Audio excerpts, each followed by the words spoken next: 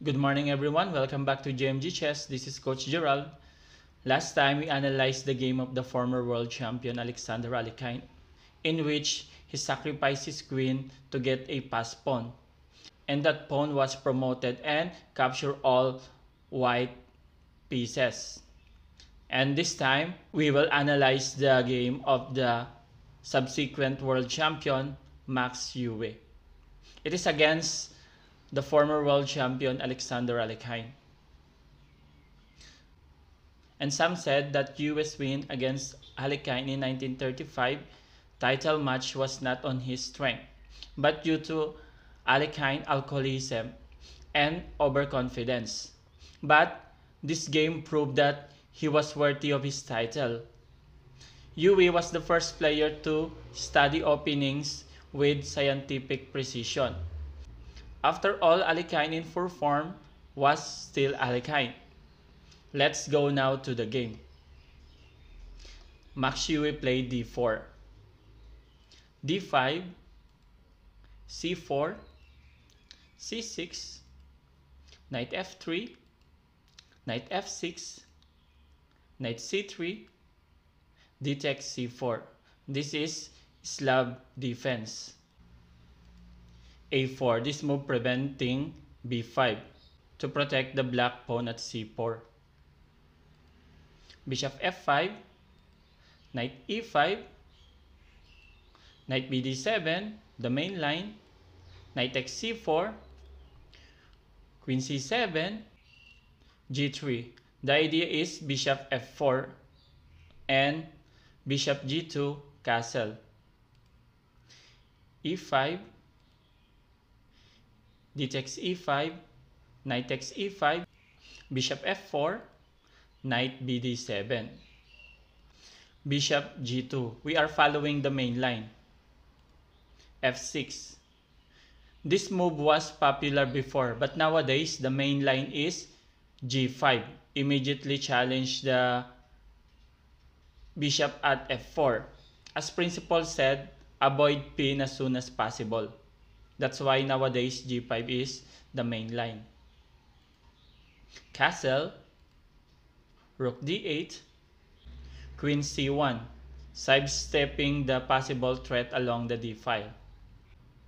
Queen b8. This is bad move, a waste of time. And better is, again, bishop e6. Immediately attack the knight that pressure the knight at e5. Knight e4, bishop e7, queen c3, increasing the pressure at knight at e5. Castle, rook a d1, bishop e6. This one is too late. Knight takes e5, knight takes e5, knight g5. Good move, distracting the coordination of black pieces. And black cannot capture f takes g5 because of bishop takes e5 and double attack. Bishop takes g7 and the queen is under attack.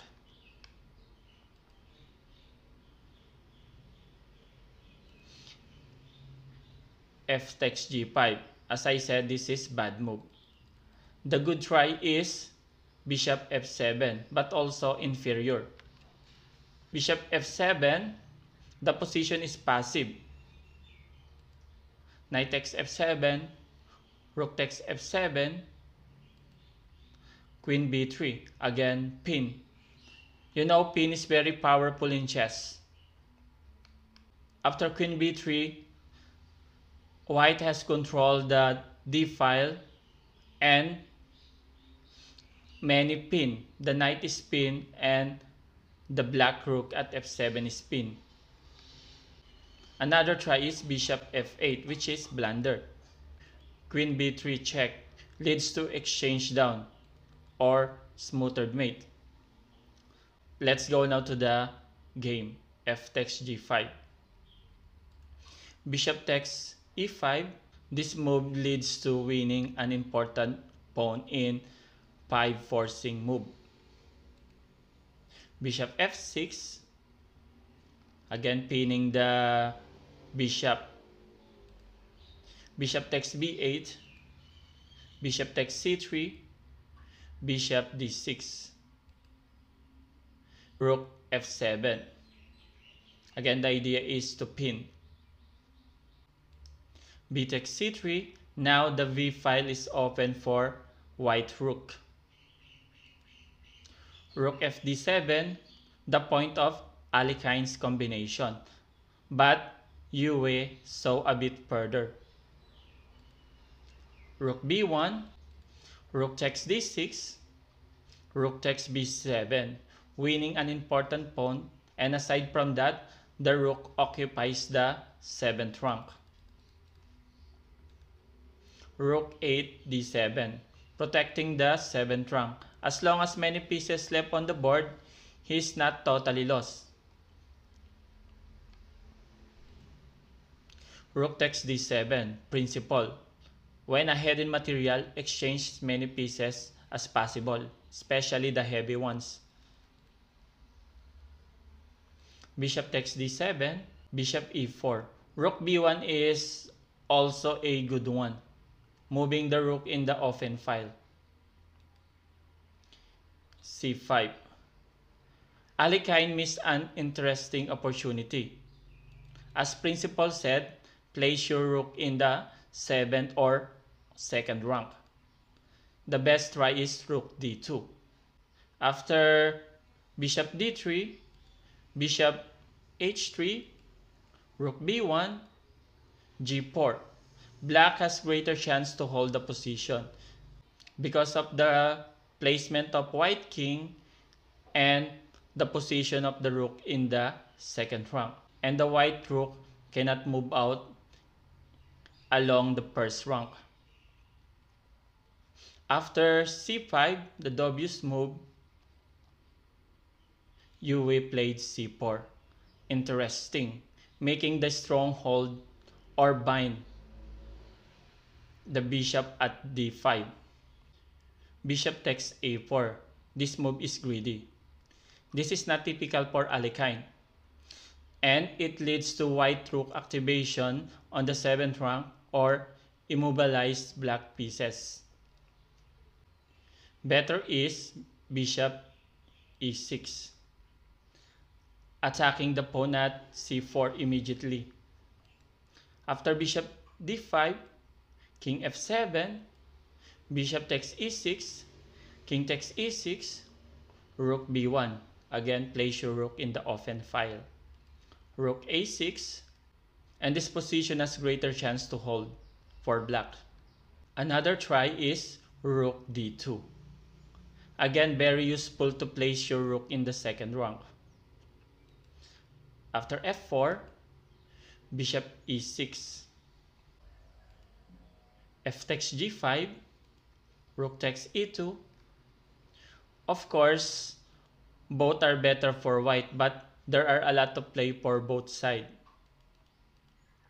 After the bad move, bishop takes a4, then bishop d5 check. King f8 force, because moving to h8 is not a good idea. Rook a1, rook a6. If bishop c6, rook a6, pinning. If bishop e8, rook takes a7, and the white rook occupies the 7th rank. After rook a6, rook a2, excellent move. Since black is pinned, the only way to activate his black pieces is moving out the pin by bishop b5.